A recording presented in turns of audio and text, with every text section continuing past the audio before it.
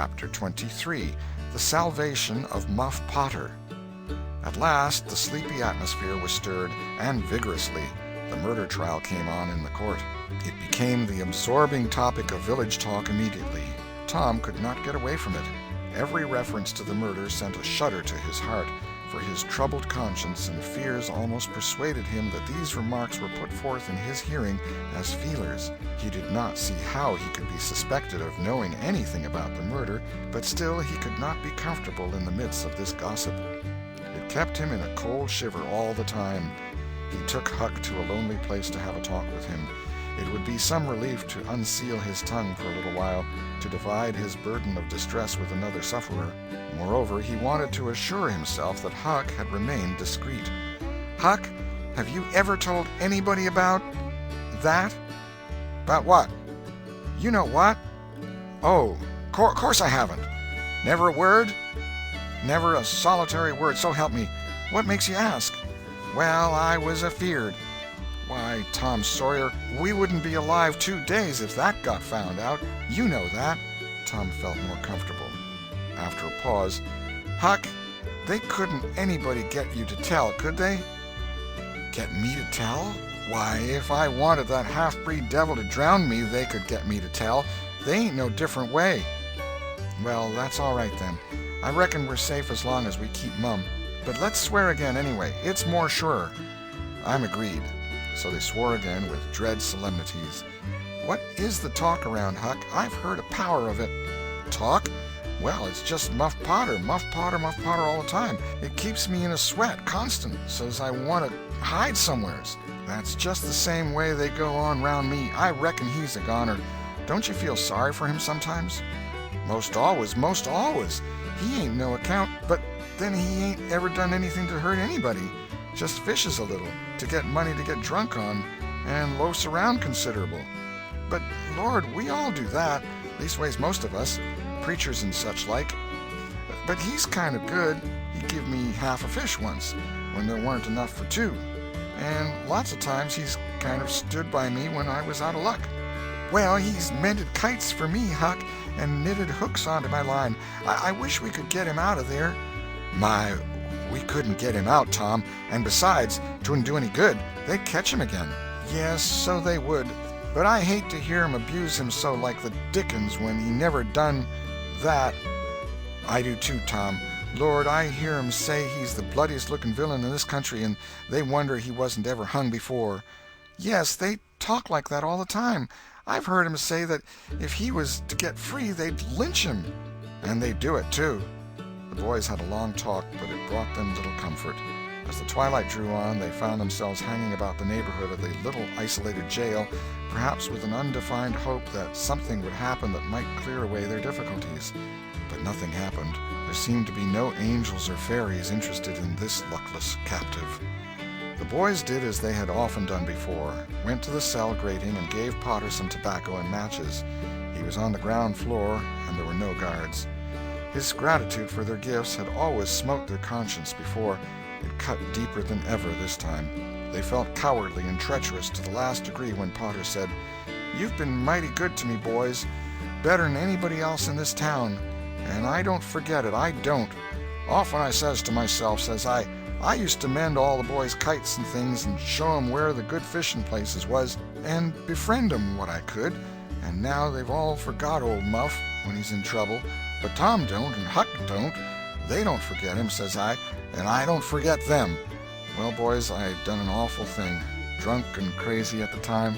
That's the only way I count for it, and now I got to swing for it, and it's right. Right, and best, too, I reckon. I hope so, anyway. Well, we won't talk about that. I don't want to make you feel bad. You've befriended me. But what I want to say is, don't you ever get drunk. Then you won't ever get here. Stand a little further west, so that's it. It's a prime comfort to see faces that's friendly when a body's in such a muck of trouble, and there don't none come here but yourn. Good friendly faces. Good friendly faces. Get up on one another's backs and let me touch 'em. That's it. Shake hands. Yourn'll come through the bars, but mine's too big. Little hands and weak, and they've helped Muff Potter a power, and they'd help him more if they could.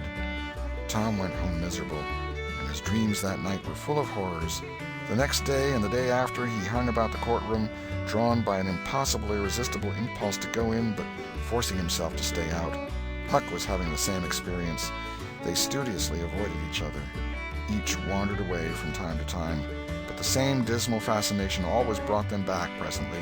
Tom kept his ears open when idlers sauntered out of the courtroom, but invariably heard distressing news.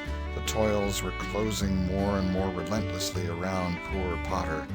At the end of the second day, the village talk was to the effect that Injun Joe's evidence stood firm and unshaken, and that there was not the slightest question as to what the jury's verdict would be.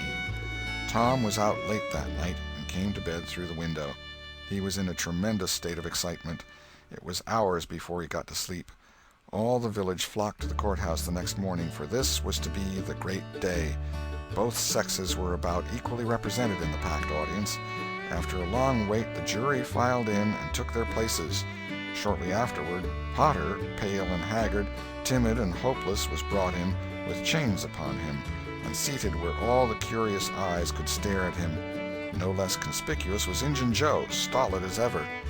There was another pause, and then the judge arrived and the sheriff proclaimed the opening of the court. The usual whisperings among the lawyers and gathering together of papers followed.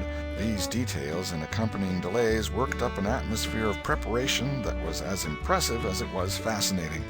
Now a witness was called who testified that he found Muff Potter washing in the brook at an early hour the morning that the murder was discovered, and that he immediately sneaked away. After some further questioning, counsel for the prosecution said, "Take the witness." The prisoner raised his eyes for a moment, but dropped them again when his own counsel said, "I have no questions to ask him." The next witness proved the finding of the knife near the corpse. Counsel for the prosecution said, "Take the witness." "I have no questions to ask him," Potter's lawyer replied. A third witness swore he had often seen the knife in Potter's possession. "Take the witness." Counsel for Potter declined to question him. The faces of the audience began to betray annoyance. Did this attorney mean to throw away his client's life without an effort? Several witnesses deposed concerning Potter's guilty behavior when brought to the scene of the murder. They were allowed to leave the stand without being cross-questioned. Every detail of the damaging circumstances that occurred in the graveyard upon that morning, which all present remembered so well, was brought out by credible witnesses, but none of them were cross-examined by Potter's lawyer. The perplexity and dissatisfaction of the House expressed itself in murmurs and provoked a reproof from the bench.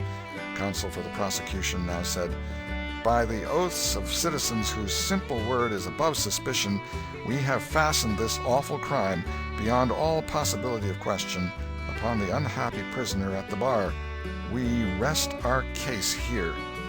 A groan escaped from poor Potter, and he put his face in his hands and rocked his body softly to and fro, while a painful silence reigned in the courtroom. Many men were moved, and many women's compassion testified itself in tears.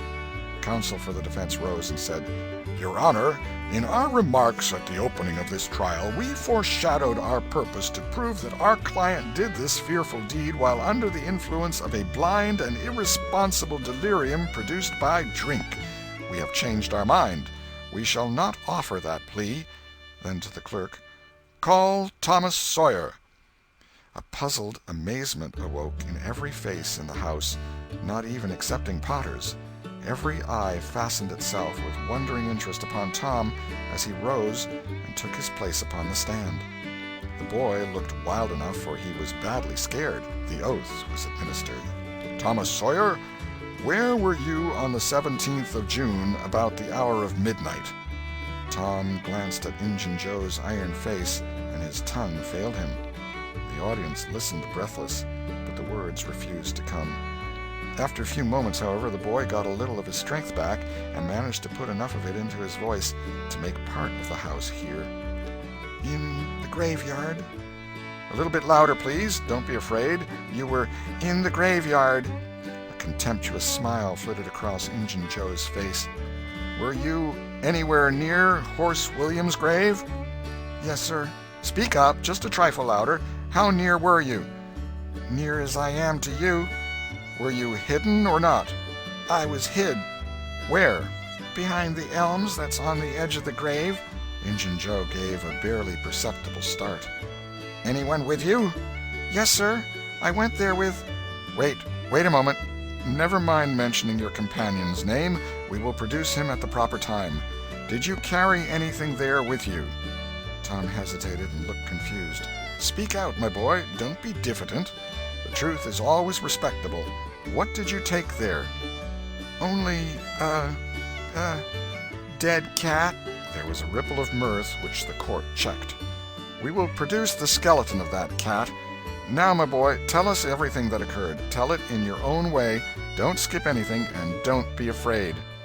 Tom began, hesitatingly at first, but as he warmed to his subject his words flowed more and more easily.